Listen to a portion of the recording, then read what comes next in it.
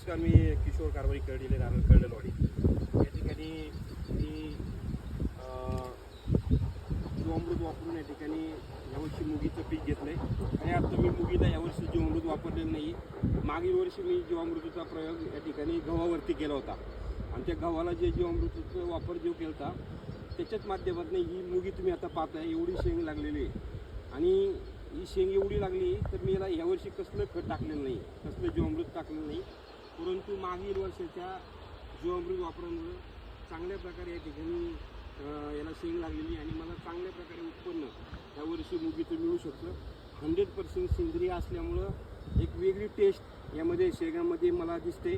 पानांचे आकार त्याचप्रमाणे हिरवेपणा खूप छान. आणि एक विशेष मला या ठिकाणी शेतकऱ्यांना सांगायचं आहे की जीवामृताचा वापर केल्यामुळं माझा फायदा तर झालेला आहे. जमीनसुद्धा माझी भुसभुशीत झालेली आहे. आणि दुसरं एक याच्यामधलं जे गवताचं प्रमाण हे पण सुद्धा कमी झालेलं आहे. मी फक्त कोळपणी केली ती.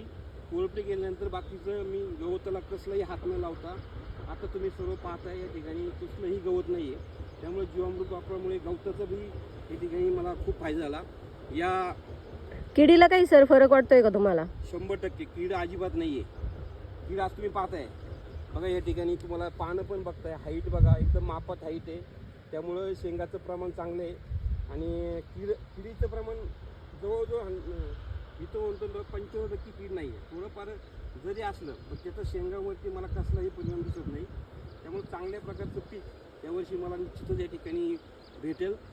आणि या संपूर्ण जे पीक काढण्यासाठी मला ज्यांचं मार्गदर्शन लाभलं ते कळवडी गावातील एक आदर्श महिला रत्नप्रभा महिला बचत गट यांच्या माध्यमातून मला यासाठी त्यांनी जे तयार केलेलं जीवामृत असेल, कंपोस्ट असेल, त्याचप्रमाणे प्रीमिक्स असेल हे वापरून मी अतिशय छान पद्धतीने माझी ही सेंद्रिय शेती करण्याची जी आवड आहे ती चालू ठेवली. आणि यापुढेही मी सेंद्रिय शेती करेन आणि त्यांचं मार्गदर्शन यापुढेही घेईल.